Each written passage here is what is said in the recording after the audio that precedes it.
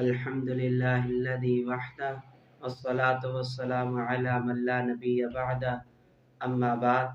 پارہ نمبر 8۔ اس پارے کے شروع میں اللہ رب العزت نبی کریم صلی اللہ علیہ وسلم کو تسلی دے رہے ہیں اس بات پر کہ مشرکین جو آپ صلی اللہ علیہ وسلم سے معجزات طلب کرتے ہیں اور آپ صلی اللہ علیہ وسلم کا مذاق اڑاتے ہیں، برا بلا کہتے ہیں، تو اس پر اللہ رب العزت نبی کریم صلی اللہ علیہ وسلم کو تسلی دے رہے ہیں۔ پھر اس کے بعد اللہ رب العزت نے اعمال کی سزا و جزا کو ذکر کیا اور ایک ترتیب سمجھائی ہمیں کہ اچھا عمل کرو گے تو اس کا اچھا صلہ ملے گا، برا عمل کرو گے تو اس کا برا نتیجہ ہوگا۔ اچھے عمل کا بدلہ جنت کی صورت میں ملے گا، برے عمل کا بدلہ جہنم کی صورت میں ملے گا۔ پھر اس کے بعد اللہ رب العزت نے جو مشرکین تھے ان کی حماقتوں کو ذکر کیا، ان کی بے وقوفیوں کو ذکر کیا۔ کیا وہ غیر اللہ کو پکارتے تھے، شرک کرتے تھے، بیٹیوں کو قتل کرتے تھے اور یہ مشرکین کی عادتیں بد تھی، حماقتیں تھیں۔ بیٹیوں کو یہ اللہ کی رحمت ہوتی ہیں، یہ جب بھی اللہ جس کو دے اس پر شکر ادا کریں کہ یہ اللہ کی رحمت ہے، اللہ نے اپنی رحمت سے نوازا ہے۔ پھر اس کے بعد اللہ رب العزت نے مشرکین کی بری عادات تھیں ان کو ذکر کیا ہے۔ وہ کیا عادات تھیں؟ وہ اپنی مرضی سے حلال حرام کا فتویٰ لگا دیتے تھے۔ پھر فرمایا کہ یہود کی نافرمانیوں کی وجہ سے یہودی جو ان سے تھے انہوں نے نافرمانیاں کی، ان کی نافرمانیوں کی وجہ سے بعض ایسی چیزیں تھیں کہ اللہ رب العزت نے فرمایا جو حلال تھی اللہ رب العزت نے ان کو حرام کر دیا۔ مثلا جیسے گائے کی جو چربی ہوتی ہے، گردن کے جو چربی گردن سے ملی ہوتی ہے وہ حلال تھی۔ اب یہودیوں نے نافرمانی کی، اللہ رب العزت نے نافرمانی کی وجہ سے اس کو حرام قرار دے دیا۔ پھر اس کے بعد اللہ رب العزت نے ان جانوروں کا ذکر فرمایا ہے جو قربانی میں جائز ہیں۔ ثمانیۃ ازواج، 8 قسم کے جانور ہیں جن کو اللہ رب العزت نے بیان فرمایا ان کی قربانی ہوگی۔ ویسے تو 4 ہیں، نر مادہ ملائیں تو 8 ہو جاتے ہیں۔ اس میں سے کیا ہے؟ بکرا ہے، چھترا ہے، اونٹ، گائے۔ بکرے کے ساتھ بکری آ گئی، چھترے کے ساتھ وہ اس کا جو مادہ ہے وہ آ گئی، پھر گائے کے ساتھ اس کا مادہ آ گیا نر مادہ، اور اونٹ کے ساتھ وہ نر مادہ۔ یہ 8 قسم کے جانور ہیں جن کی قربانی جائز ہے۔ پھر اس کے بعد اللہ رب العزت نے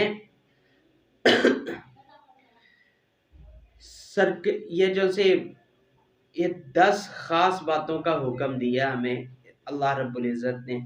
10 ان کو باتیں سمجھ لیں، نصیحتیں سمجھ لیں۔ بہتر یہ ہے کہ ان کو ہم نصیحتیں سمجھیں کہ اللہ رب العزت نے 10 نصیحتیں فرمائی ہیں۔ وہ کیا؟ اللہ کی عبادت کرنا، نمبر 2 شرک نہ کرنا، نمبر 3 والدین کے ساتھ اچھا برتاؤ کرنا، اور نمبر 4 اولاد کو قتل نہ کرنا، بے حیائی اور برے کام اس سے بچنا۔ پھر نمبر 5 کسی بھی آدمی کو ناحق قتل نہ کرنا، نمبر 6 یتیم بچوں کے مال میں احتیاط کرنا کہ زائد اس میں تصرف نہ کیا جائے، نمبر 7 ناپ تول میں کمی کرنا، نمبر 8 عدل و انصاف کرنا، نمبر 9 اللہ کے عہد کو پورا کرنا، نمبر 10 صراط مستقیم پہ چلنا۔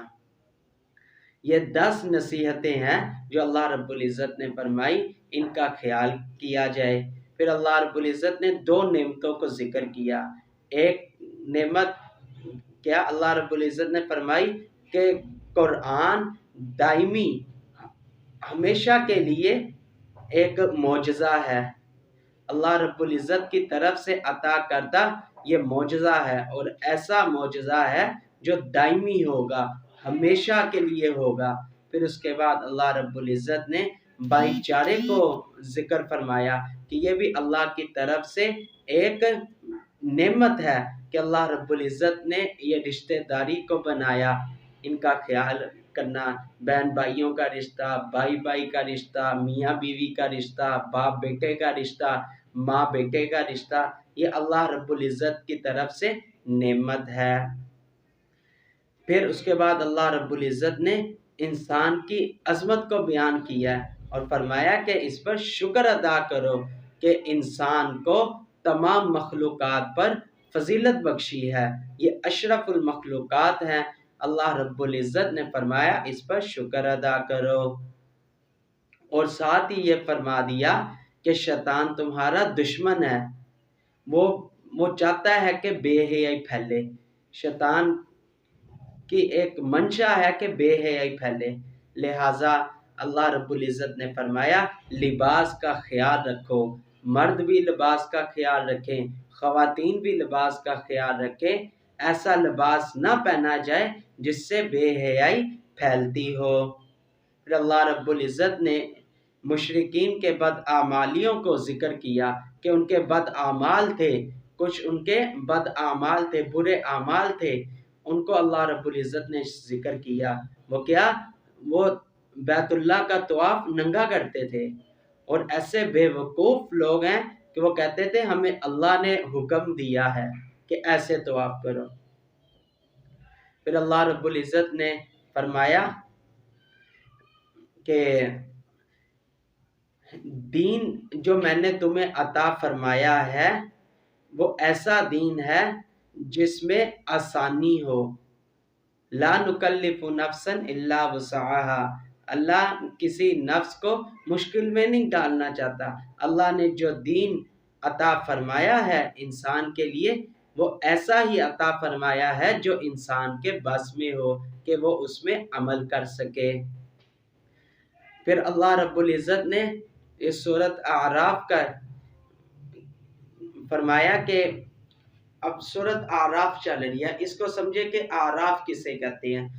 اعراف ایک کل قیامت کے دن ایک طرف جنت والے ہوں گے، ایک طرف جہنم والے ہوں گے، اور درمیان میں ان کے ایک دیوار ہوگی، اس دیوار کو اعراف کہا جاتا ہے، اور وہ جنت والے کہیں گے یہ بے شک اللہ نے وعدہ پورا کیا، جو وعدے اللہ نے فرمائے تھے وہ اللہ نے عطا کیے، اور ان دونوں کے درمیان جو دیوار ہے اس کو اعراف کہا جاتا ہے۔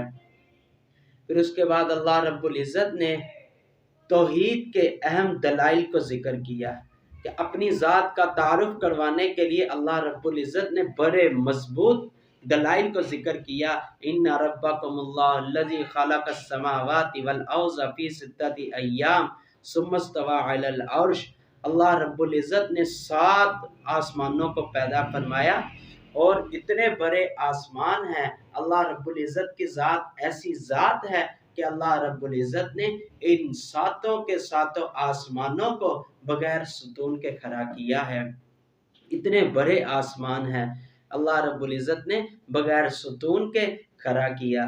پھر اللہ رب العزت نے استوى علی العرش، عرش کی وسعت کو بیان کیا کہ عرش 7 آسمانوں کے اوپر عرش ہے، اللہ نے فرمایا استوى علی العرش، عرش پر اللہ رب العزت وہاں پہ موجود ہے، استوى علی العرش۔ پھر متمکن ہوئے عرش پر، اللہ نے عرش کی وسعت کو بیان کیا، اور یہاں پہ آپ یہ بات یاد رکھیے گا کہ استوى علی العرش کا جہاں پہ بھی آئے اس کو آپ نے ذہن میں بس یہ رکھنا ہے کہ یہ اللہ کی صفت ہے، اللہ ہی اس کو جانتا ہے کہ اللہ کیسے وہاں پہ ہے، ہمارے ذہن میں ایسی کوئی بات نہ آئے کہ اللہ پتہ نہیں بیٹھا ہے، کھڑا ہے عرش پر، کیا یہ اللہ کی صفت ہے۔ پھر اللہ رب العزت نے سورج اور چاند کی تخلیق کو بیان فرمایا ہے۔